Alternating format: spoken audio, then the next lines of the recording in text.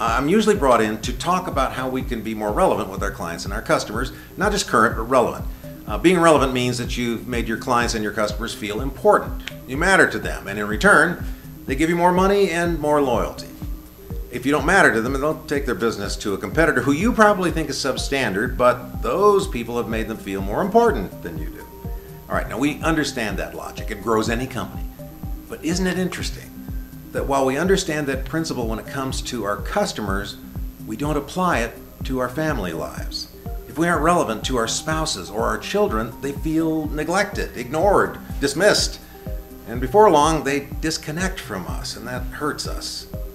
A few years ago, I produced an HR training film about this paradox, where we have a brilliant manager who's very, very organized at work, but he didn't use that same skill set in his family life, and it was a mess. But his household goals don't get accomplished because Bob forgets to reassign duties and responsibilities when circumstances change.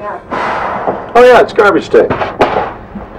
Ryan, you did put out the garbage, didn't you? Bob, Adam said if I helped him cheat on his English test, then he would take out the garbage. I never said that. Besides, I'm late. You did too. Listen to me, Ryan. You can't ignore your responsibilities. Bob! This is... Honey, sweetie, I'll handle this, okay? But Dad, my arm!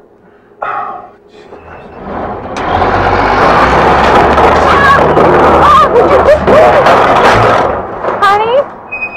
Oh, honey. Oh.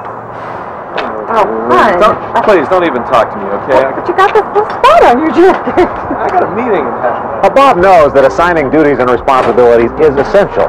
And when circumstances change, like Ryan breaking his arm, he should have had a revised garbage dumping plan like he does at the office. I'll give you 3 examples of what I'm talking about. Your coworkers probably will say you're an expert at building relationships. You show extreme interest in people. You make them feel important, so much so that they recommend you to other clients. But are you building relationships with the people you love most at home? Are you asking your spouse enough questions to avoid a miscommunication error? Are you showing genuine interest in your children's activities? Are you as good at recognizing high achievement at home like you are at work?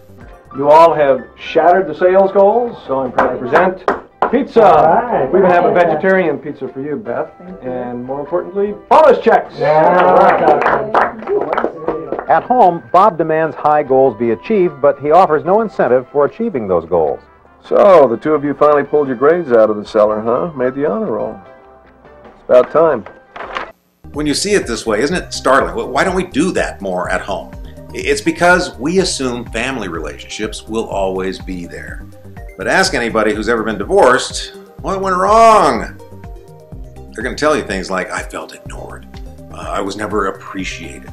I couldn't ask a normal question or they bite my head off.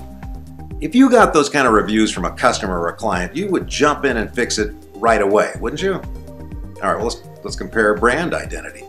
I'm sure you spent days, weeks, countless months probably developing and tweaking your brand story because you want your clients and customers to have a very clear idea of your mission and your expectations and their expectations of you. Are you being that clear about your expectations when it comes to a family goal? In our film, we gave an example of miscommunicating the mission. In our story, the dad told his son to clean his room. But clean meant one thing to the child and something very different to the parent. Hey, Ryan?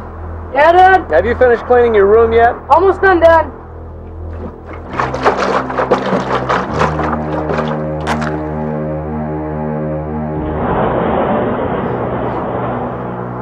Ryan! Empowering people to either succeed or fail, doing it their way, is good because it builds trust. Now see, Ryan up there thinks that he has an ingenious solution, and right now Bob is evaluating his performance. Again, family dynamics break down when we don't operate as well at home as we do at work.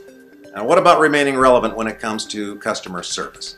Customer expectations, as you know, have changed dramatically just in the last 6 years because now we are an on-demand economy. So my team wanted to redefine how to make customers happy, how to raise our customer scores. So we came up with a very simple principle that we call wow versus pow, because our research shows that wowing customers doesn't raise scores anymore. It's an emotional lift, but it's very temporary. What raises scores is eliminating the pow moments. POWs are the reoccurring mistakes we make that cause customers to complain. And if you just eliminate the complaints, scores go up fast. And you can thank Amazon and Google and Apple for that. Those companies reduce the friction by making very, very few mistakes. Now, the same is true though at home.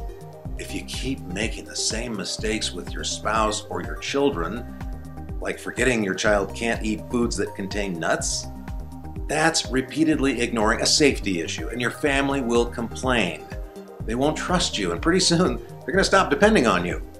The trouble is though, when you realize that and you start being more thoughtful and being more attentive, your family may not even recognize you. I'm telling you guys, I am your father. Okay, I have a birthmark in the shape of Spain. Where is it? It's behind your left knee. You just got lucky. Gaggle. Hey, what's going on in He here? says he's our father, but he wants to help us with our homework. Let's see. Where'd we go on our first date? Well, I hope you can see that your productivity at work and your profitability as a company is absolutely affected and interconnected to your home life.